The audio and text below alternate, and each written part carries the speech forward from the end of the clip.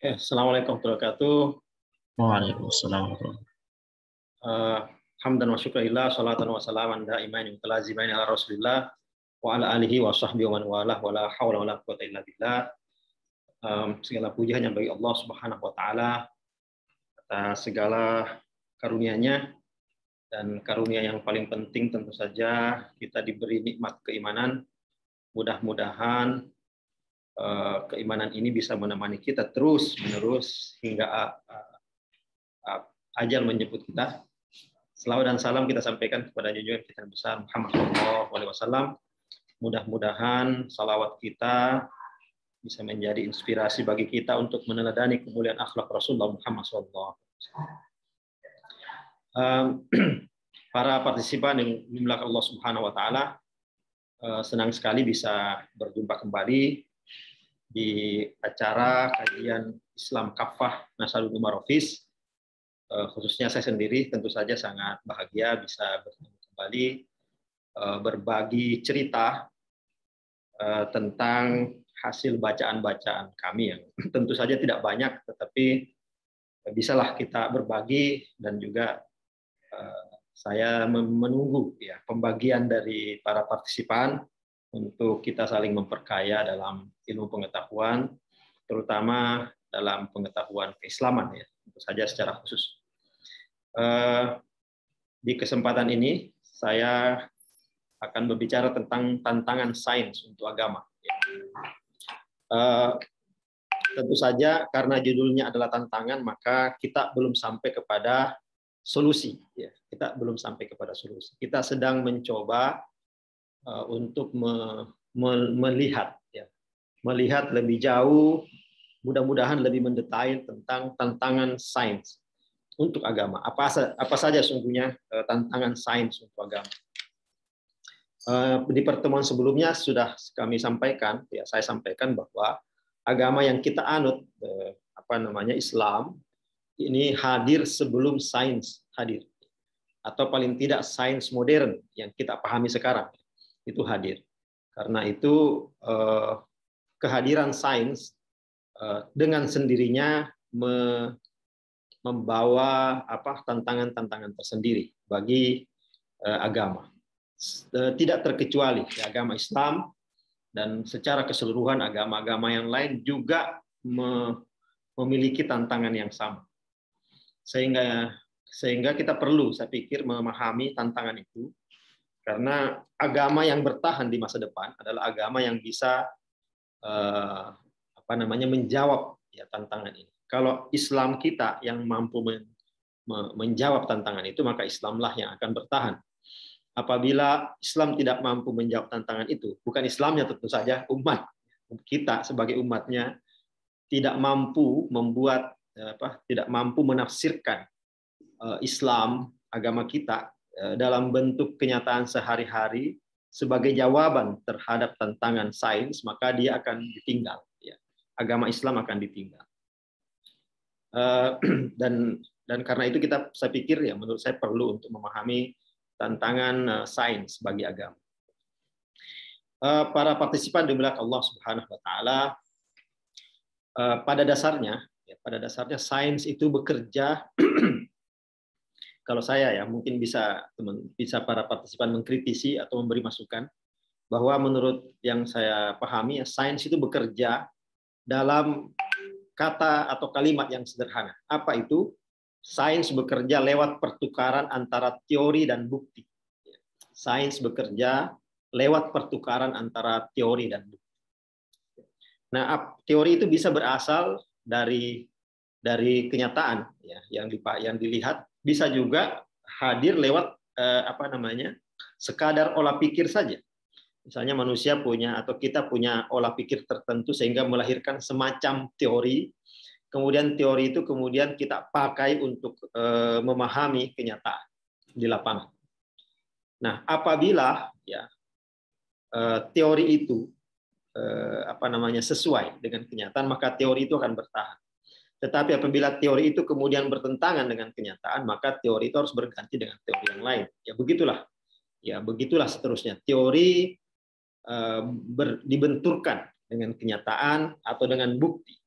Ya, apabila bertentangan, maka teorinya yang diganti, bukan buktinya yang diganti. Ya, bukan kenyataannya yang diganti, tetapi teorinya lah yang harus berubah, ya baik berubah secara penuh, ya, maupun berubah secara hanya modifikasi saja. Ya, bisa saja ada teori yang sesungguhnya tidak rusak, tidak jatuh, tapi dia termodifikasi. Ya. Oke, di dalam pertukaran tadi, ya, pertukaran antara antara teori dengan bukti itu, ya, banyak ilmuwan yang terlibat, jumlahnya banyak tentu saja dari berbagai disiplin ilmu.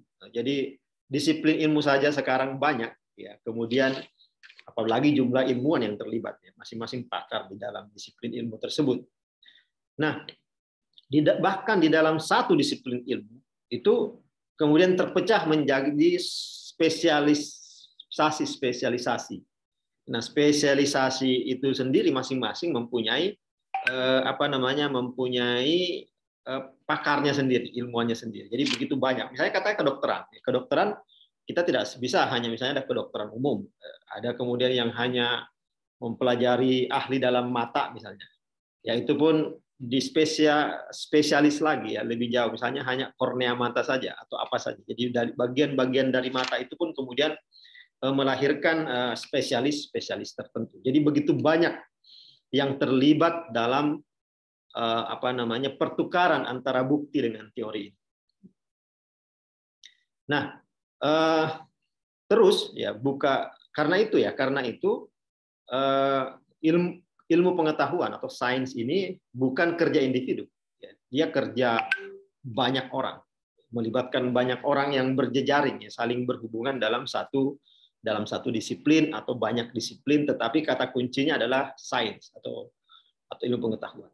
Nah, bukan hanya melibatkan banyak orang, tetapi sains juga melibatkan begitu lama masa, ya, panjang masanya dari dahulu sampai sekarang, dari generasi ke generasi, yang ibaratnya saya menyebutnya sebagai akumulasi. Jadi ilmu pengetahuan itu sebagai akumulasi dari dulu, kemudian seperti bola salju, ya, menggelinding besar, kemudian membentuk pengetahuan yang paling mutakhir yang kita pahami hingga saat ini atau dipahami oleh para ilmuwan. Jadi bukan kerja individu, tetapi kerja kelompok besar yang melibatkan banyak orang tentu saja, dan juga bukan kerja sebentar, tetapi kerja lama yang terus-menerus tidak henti dari dulu sampai sekarang dan juga sampai akan datang. Nah, para partisipan yang dimaksud Allah Subhanahu wa taala, ya kerja sains, ya yang melibatkan banyak individu tadi, kemudian memakan waktu yang lama, ya sesungguhnya cuma mencari satu, yaitu apa? Yaitu mencari kebenaran, ya, mencari kebenaran. Nah, kebenaran yang dicari ini pun, ya sampai pada penemuan-penemuan. Jadi di sini ada pencari kebenarannya, di sini ada temuan-temuan mereka, dan di sini ada kebenarannya. Jadi ada pencarinya, ada temuan sementaranya, ada kebenaran itu sendiri. Nah, dalam upaya mencari kebenaran yang di ujung ini, temuan-temuan sementara itu terus-menerus mengalami pergantian, mengalami dinamika.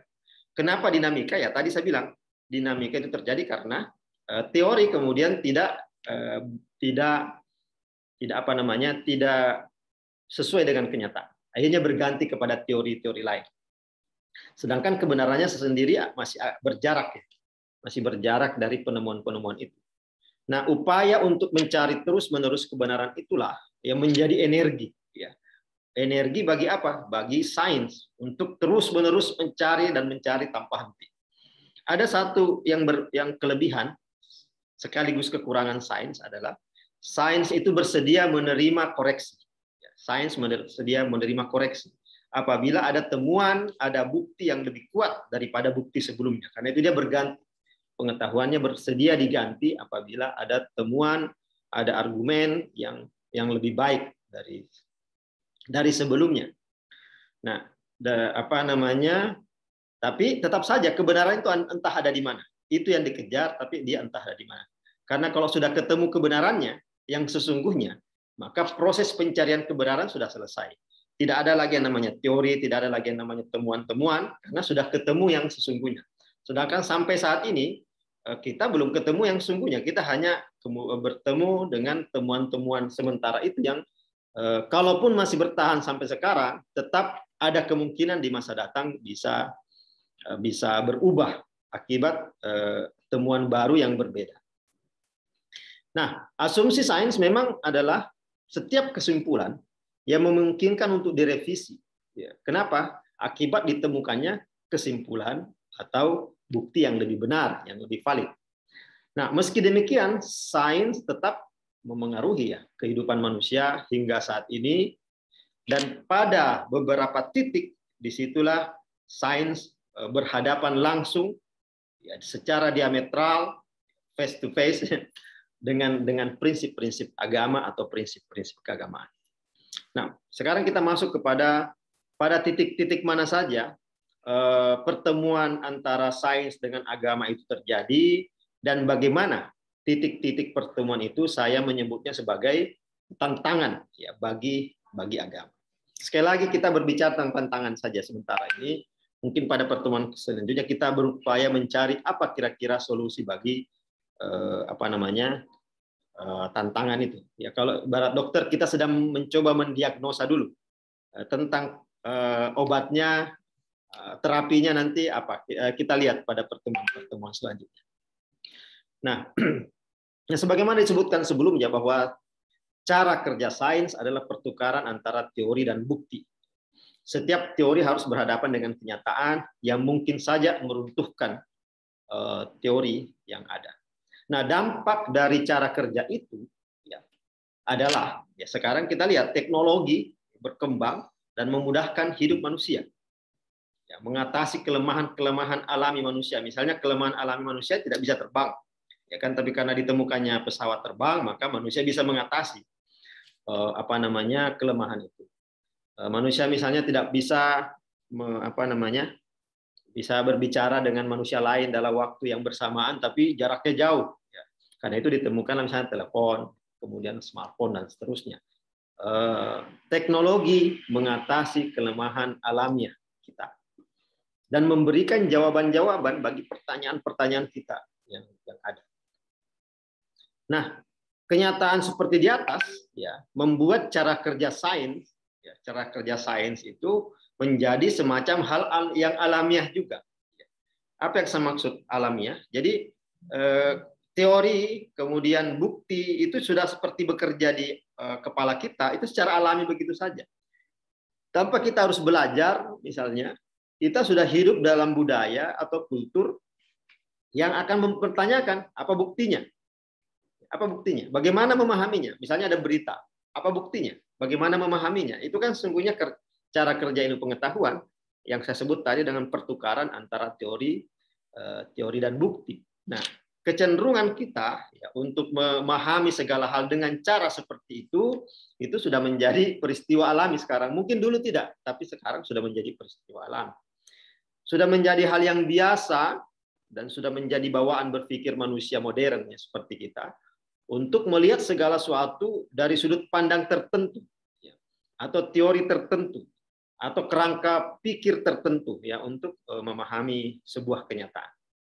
Nah, disitulah saya sebut sains berhadapan dengan agama. Kenapa? Ya, klaim dogmatis dalam agama ya seperti wahyu, ya kemudian pengalaman spiritual, ya pengalaman religius, kemudian konsep-konsep kenabian misalnya. Ya, karena kita manusia modern itu sudah terbiasa berpikir kritis, kemudian berpikir selalu butuh ya teori, selalu butuh kepada bukti untuk apakah menerima sesuatu itu atau menolaknya. Maka segala hal yang dalam agama yang dulunya diterima begitu saja, misalnya tentang wahyu, tentang pengalaman spiritual, tentang kitab suci, ya tentang kenabian, itu kemudian mau tidak mau, rela tidak rela, oleh masyarakat modern itu kemudian dipertanyakan. Benarkah? Jadi pertanyaan, benarkah? Apa argumennya? Apa alasannya? Apa buktinya kalau itu benar? Nah, itu karena kebiasaan tadi, cara berpikir tadi, cara kerja ilmu tadi itu kemudian terbawa kepada cara memahami agama. Nah, itu yang saya maksud dengan tantangan ya bagi agama. Nah, kemudian tantangan selanjutnya adalah cara kerja sains tadi, ya dampak lainnya adalah banyak pertanyaan yang sebelumnya jawabannya itu langsung disandarkan kepada Tuhan.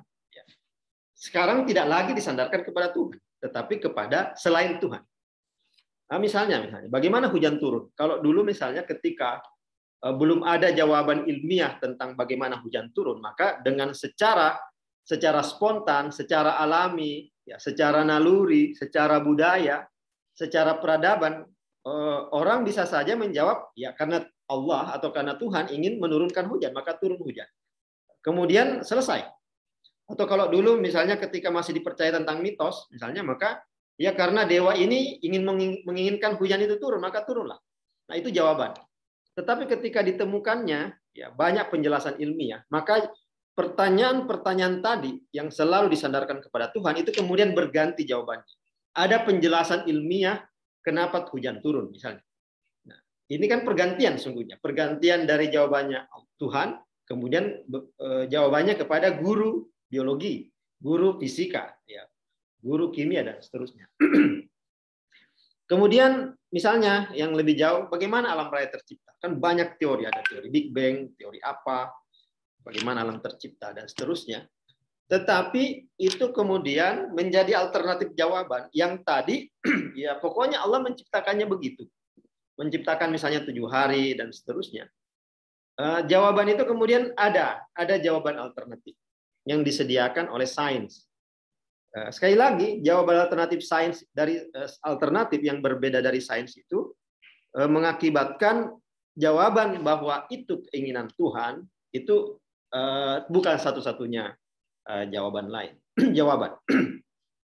Nah, apa problem yang sungguhnya terjadi di sini? Yaitu problemnya adalah peran dominan Tuhan.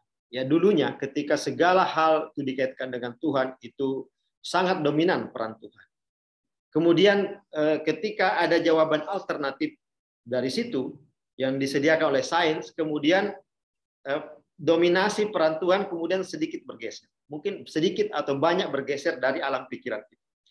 Ya, ketika misalnya tadi ketika ditanya kenapa hujan turun, maka disebutlah teori bagaimana hujan turun. Ya. Kemudian itu mengganti ya, pertanyaan tentang Tuhanlah yang menginginkan hujan itu. Sehingga pertanyaan yang paling krusial di sini adalah terus peran Tuhan seperti apa? Nah, itulah yang harus dijawab oleh agama. Ini sebagai katakanlah tantangan kedua bagi sains. Tantangan kedua bagi agama. Ya. Mengingat perkembangan sains memang sudah membawa kita ke kenyataan seperti itu. Kemudian tantangan agama yang selanjutnya dari sains adalah saya pribadi masih mengingat di masa lalu ketika banyak kejadian yang diyakini penyebabnya adalah kekuatan gaib. Ya, misalnya ada orang yang lewat di ada orang yang sakit, teman saya misalnya sakit dulu. Kemudian orang bertanya, kamu tadi dari mana? Lewat mana? Kamu lewat pohon itu ya? Oh iya, karena itulah kamu sakit. Gitu.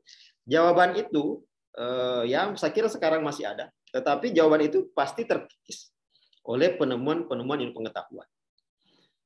Karena itu kejadian yang sedemikian, ya, yang dulunya misalnya diyakini bahwa itu penyebabnya adalah kekuatan gaib, itu kemudian pengaruh ruh, ada ruh di sana, ada jin atau ada makhluk halus di sana, kemudian berganti jawabannya.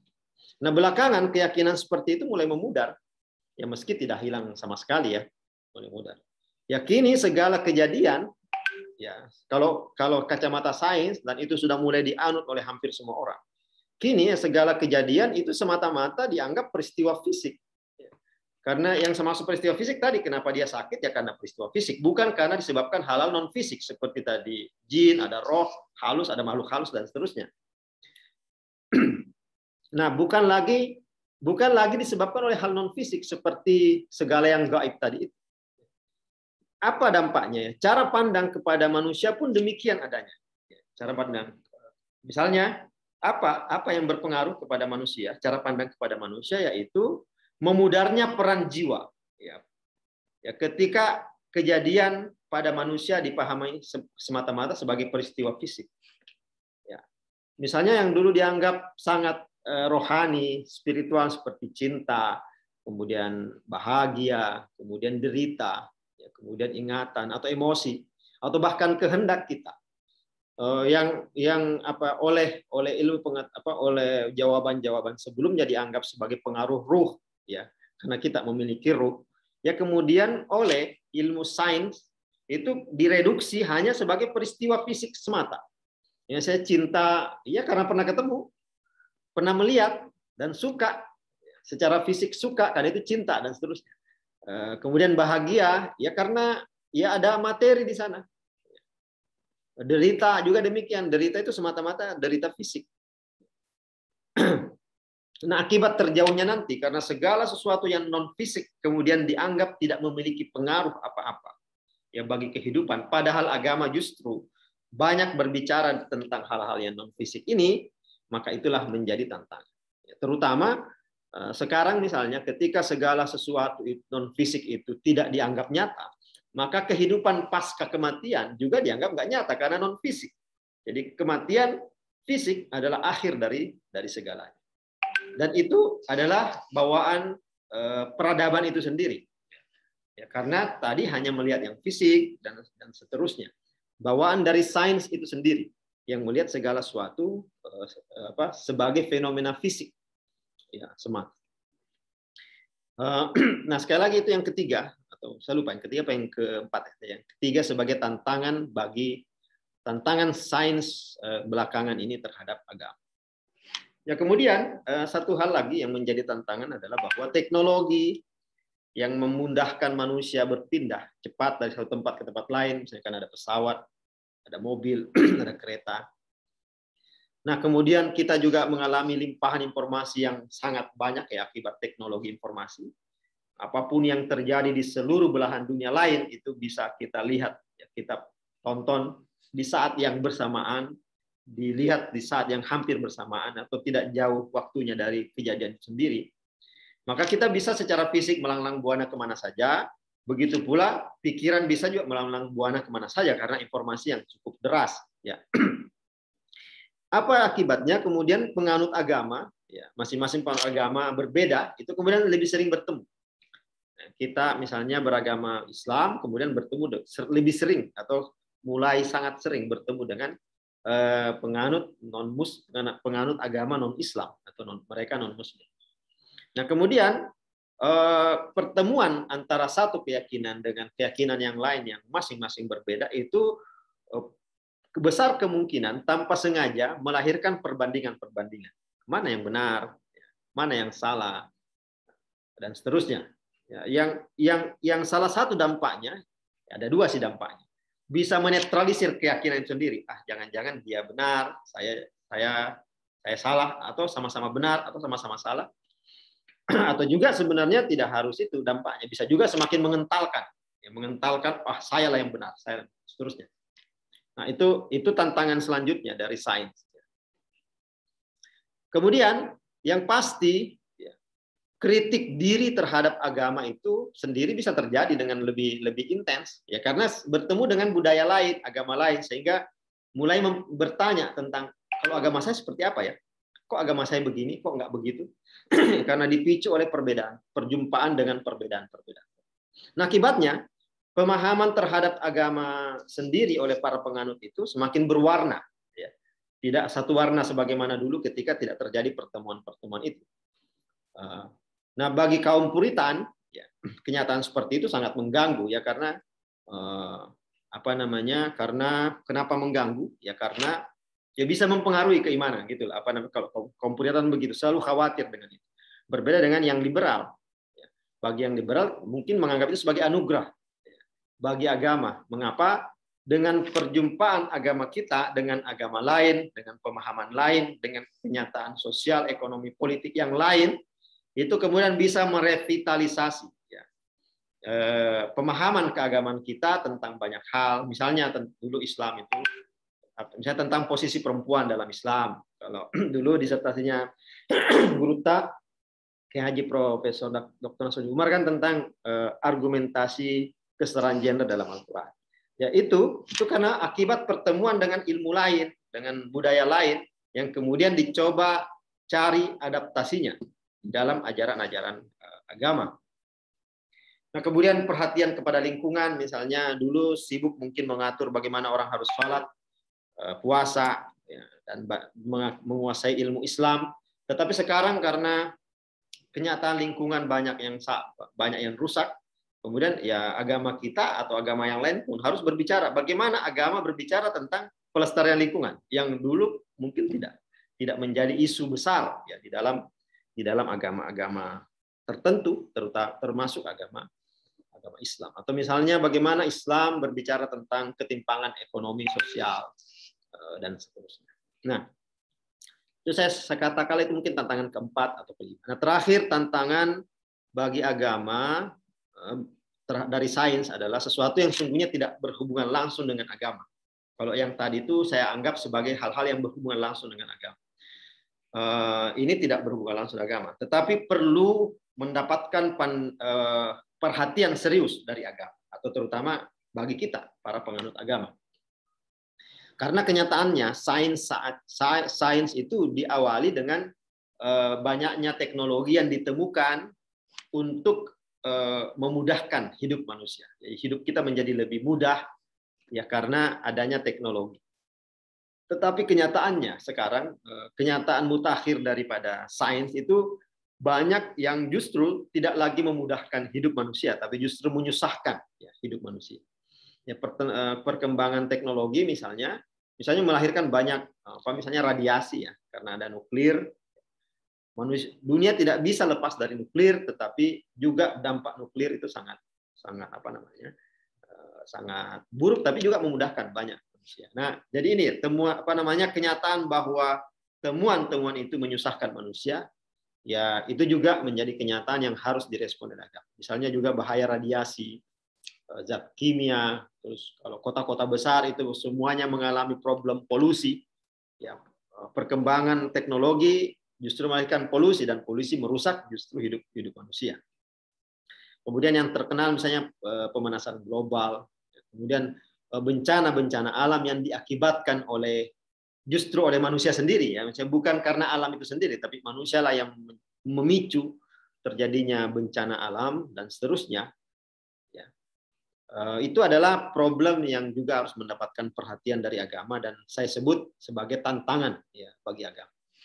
Nah, termasuk teknologi komunikasi ya, saat ini memudahkan manusia untuk berkomunikasi ya, seperti Zoom ini kan teknologi komunikasi. Tetapi kalau kita renungkan teknologi komunikasi dengan aktifnya kita berkomunikasi di media sosial, tapi justru sesungguhnya merenggangkan, ya, menjauhkan hubungan emosional antara sesama manusia. Jadi teknologi komunikasi yang adalah penghubung, tapi justru menjadi perantara, ya, sebagai tembok tebal sehingga antara satu dengan orang lain tidak terjadi ikatan emosi yang baik. Karena itu maka ini mudah untuk memahami kenapa orang di media sosial mudah berantem misalnya, atau di grup WA mudah berantem satu sama lain, berkata kasar. Kenapa? Karena runtuhnya hubungan emosional itu.